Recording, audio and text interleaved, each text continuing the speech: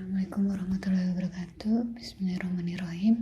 Kita lanjut ke materi selanjutnya, yaitu tentang manajemen stres pada pasien. Kalau kemarin di awal kita sudah belajar tentang tahapan psikologi pasien, maka hari ini kita lanjutkan untuk manajemen stresnya. Pengertian manajemen stres adalah kemampuan individu untuk mengelola stres yang timbul dalam kehidupan sehari-hari. Menurut Schaeffer tahun 2000. Lalu kemudian menurut Cotton Smith bahwa manajemen stres yaitu sebagai suatu keterampilan yang memungkinkan seseorang untuk mengantisipasi, mencegah, mengelola, dan memulihkan diri dari stres yang dirasakan karena adanya ancaman dan ketidakmampuan dalam coping yang dilakukan. Pada manajemen stres ini pasti dilakukan oleh perawat ya, terutama kalau untuk pada ke pasien dilakukannya itu untuk mempertahankan kondisi tubuh dalam keadaan yang seimbang sehingga dalam menghadapi kondisinya, penyakit yang dialaminya, dia tidak mengalami stres ya. Jadi tubuh seimbang, juga kondisi juga seimbang, dan psikologisnya pun seimbang. Itu tujuannya ya untuk manajemen stres. Selanjutnya manajemen stres untuk perawat. Pada konteks ini manajemen stres adalah kemungkinan melihat promosi kesehatan sebagai bentuk aktivitas dan intervensi dan mengubah pertukaran respon terhadap penyakit. Jadi kita melakukan promosi kesehatan kepada pasien, kemudian intervensi agar si pasien tidak stres dan lain sebagainya. Fokusnya tergantung pada tujuan dari intervensi ke perawatan berdasarkan kebutuhan pasien.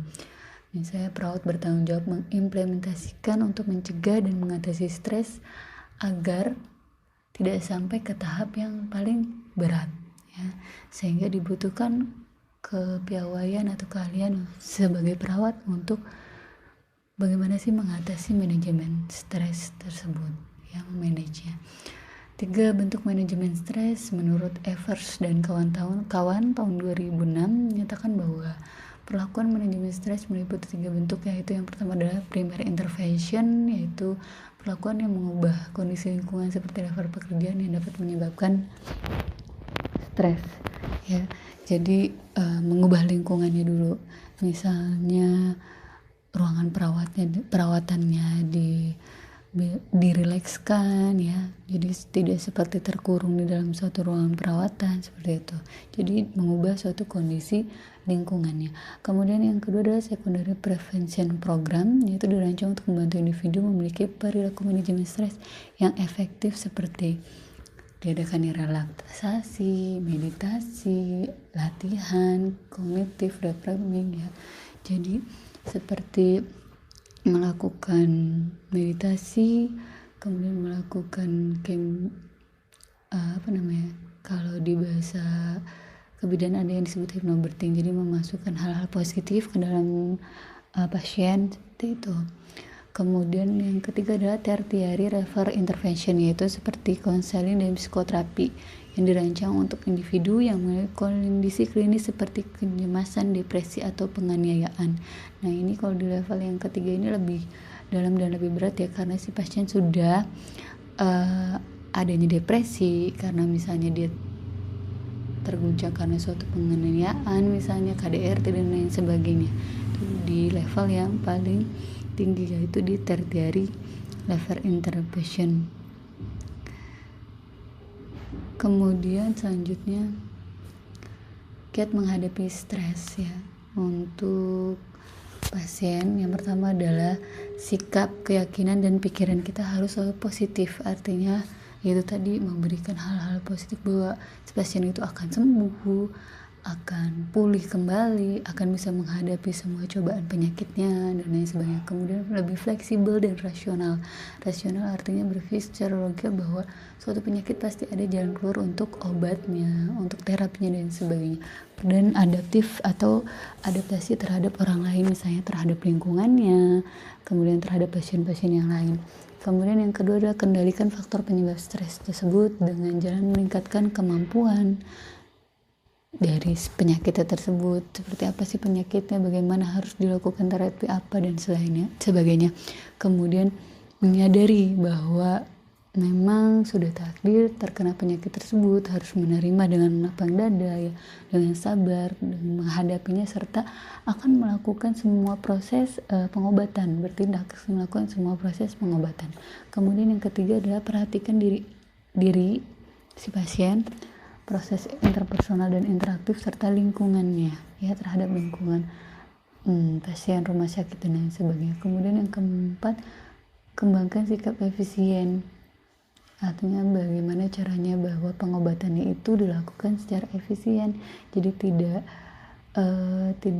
tertunda lama karena si pasien itu mau untuk sembuh. Kemudian ada kelima, faktor relaksasi, yaitu relaksasi otot, misalnya menurunkan denyut nadi dan tekanan darah, mengurangi keringat dan frekuensi pernafasan. Jadi lebih kayak seperti bersama dengan meditasi ya, relaksasi artinya dia relax, misalnya dengan cara tarik nafas gitu ya, menyuruh pasien untuk tetap tarik nafas, menghembuskan nafas jika memang kecemasan itu melanda dia, stres itu melanda dia. Kemudian relaksasi otot dapat menurunkan ketegangan fisiologis dan berlawanan dengan ansietas. Nah, kemudian ada visualisasi, yaitu merupakan kesan batin yang diciptakan secara sadar oleh diri sendiri sehingga menjadi rileks dan mengabaikan stres.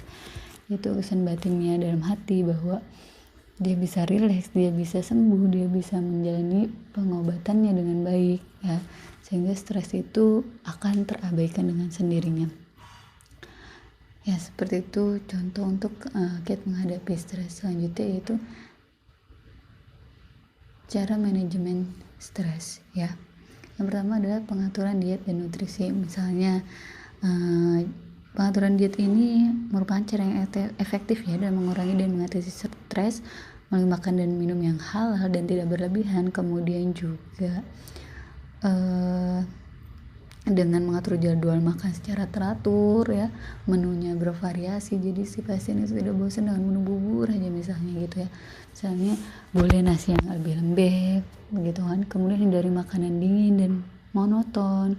Kemudian semua ini, pengaturan dan diet dan nutrisi ini tidak dapat menurunkan kekebalan tubuh. Artinya maksudnya dapat meningkatkan kekebalan tubuh ya. Jadi kalau ada pengaturan diet dan nutrisi dapat meningkatkan kekebalan tubuh. Kemudian yang kedua adalah istirahat dan tidur. Merupakan obat yang baik dalam mengatasi stres juga, karena berhubungan dengan istirahat dan tidur cukup akan memulihkan keadaan tubuh si pasien. Lalu tidur yang cukup akan memberikan kegairahan dalam hidup dan memperbaiki sel-sel yang rusak. Jelas istirahat yang cukup saja bagi yang sehat adalah merupakan suatu kebutuhan yang dasar, paling 8 jam ya untuk orang yang sehat, apalagi untuk orang yang sakit yang pemulihan tubuhnya itu harus benar-benar dipulihkan. Kemudian yang ketiga ada olahraga atau latihan teratur, yaitu suatu cara untuk meningkatkan daya tahan dan kekebalan fisik maupun mental. Olahraga dapat dilakukan dengan cara misalnya jalan pagi, jalan-jalan di tempat tidur aja, misalnya di tempat tidur, turun dari bawah tempat tidur, jalan-jalan ya sedikit. Kemudian lari pagi, ini bagi pasien yang cukup bisa lari ya. Kemudian misalnya lagi keringat, mandi air hangat untuk menghilangkan keringat setelah olahraga untuk memulihkan kebugaran. Kemudian yang keempat adalah berhenti merokok. Ini adalah bagian dari cara menanggulangi stres karena dapat meningkatkan status kesehatan serta mempertahankan ketahanan dan kekebalan tubuh juga. Pasti kalau untuk orang yang sakit, apalagi sakit dengan paru-paru, harus berhenti untuk merokok. Kemudian selanjutnya itu tidak mengkonsumsi minuman keras, ya jelas karena ini kan pencetus juga untuk stres ya, dan ketahanan tubuhnya juga akan lebih lemah jika mengkonsumsi minuman keras ya. Makanya harus dihindari minuman keras yang banyak mengandung alkohol. Kemudian yang keenam adalah pengaturan berat badan. Peningkatan berat badan ini salah satu juga yang dapat menyebabkan timbulnya stres ya, karena peningkatan berat badan itu mudah menurunkan daya tahan tubuh ya terhadap stres. keadaan tubuh yang seimbang, cukup, dan ideal adalah dapat meningkatkan ketahanan dan kekebalan tubuh. Kemudian pengaturan waktu. Pengaturan waktu dapat dilakukan dengan cara menggunakan waktu secara efektif dan efisien serta melihat aspek produktivitas waktu, misalnya dengan menghindarkan stres, bisa buka laptop mengerjakan, membuat buku misalnya, atau melihat internet atau apa hal yang dirasa baik untuk si pasien, dirasa menyenangkan untuk pasien, boleh dilakukan ya. Kemudian terapi psikofarmaka, biasanya ini adalah menggunakan obat-obatan dalam mengalami stres, yaitu dengan cara konsumsi obat untuk anti cemas dan anti depresi. Biasanya ini dilakukan jika sudah menderita gangguan jiwa atau terlalu depresi, sehingga dia harus menghilangkan gejala hal-hal yang sifatnya depresi ya, berputus asa dan lain sebagainya. Sehingga untuk obat-obatan itu, obat-obatan penenang jiwa, obat-obatan anti depresi, anti cemas, dapat berpikir secara jernih si pasien, sehingga dapat menghadapi penyakitnya dengan sabar, kemudian dengan lebih fokus pada pengobatan tanpa adanya stres. Kemudian yang terakhir ada psikoterapi, itu suatu cara pengobatan terhadap masalah emosional seorang pasien yang dilakukan oleh seseorang yang terlatih, artinya diberikan oleh psikoterapi psikiater misalnya ya secara sukarela. Tujuannya untuk menghilangkan, mengubah atau menghambat gejala yang ada ya, misalnya mengkoreksi perilaku yang terganggu dan mengembangkan pertumbuhan kepribadian secara positif. Artinya kalau psikoterapi sudah dalam batas dia sudah ada depresi. Oke. Tentang manajemen stres tadi sudah kita bahas secara garis besarnya. Lanjut ke loss and grief atau duka cita dan kehilangan. Pengertiannya yaitu peristiwa dari pengalaman manusia yang bersifat universal ya. Kehilangan dan kematian peristiwa dari pengalaman manusia yang bersifat universal dan unik secara individual. Kehilangan karena kematian yaitu suatu keadaan pikiran, perasaan, dan aktivitas yang mengikuti kehilangan. Sedangkan duka cita yaitu proses mengalami reaksi psikologi, sosial, dan fisik terhadap kehilangan yang dipersepsikan. Jadi kalau kehilangan untuk pasien, misalnya kehilangan kepercayaan dirian, atau misalnya keluarga pasien, ada yang pasien yang meninggal, keluarga pasien juga depresi gitu, duka cita, kayak merasa kehilangan. Atau misalnya pasien yang mengalami bencana alam, dia kehilangan seluruh rumahnya atau kehilangan keluarganya juga, misalnya lagi orang yang kecelakaan lalu kehilangan anggota tubuhnya, misalnya tangannya atau kakinya, itu suatu proses kehilangan juga ya, dan duka cita juga. Kemudian kehilangan terbagi dari dua, yaitu kehilangan maturasional dan kehilangan situasional. Kehilangan maturasional itu yang diakibatkan oleh transisi kehidupan normal untuk pertama kalinya. Dari tadinya biasanya misalnya terkena bencana alam, dia punya keluarga, ternyata harus terkena bencana alam, dia sakit, menjadi seorang pasien, harus di pengungsian dan lain sebagainya. Dari kehidupan normal menjadi yang kehidupan yang tidak pernah dia alami sebelumnya untuk pertama kali. Kemudian ke kehilangan situasional, misalnya kehilangan terjadi secara tiba-tiba dalam merespon kejadian eksternal yang spesifik seperti kematian mendadak dari orang yang dicintai. Itu situasional.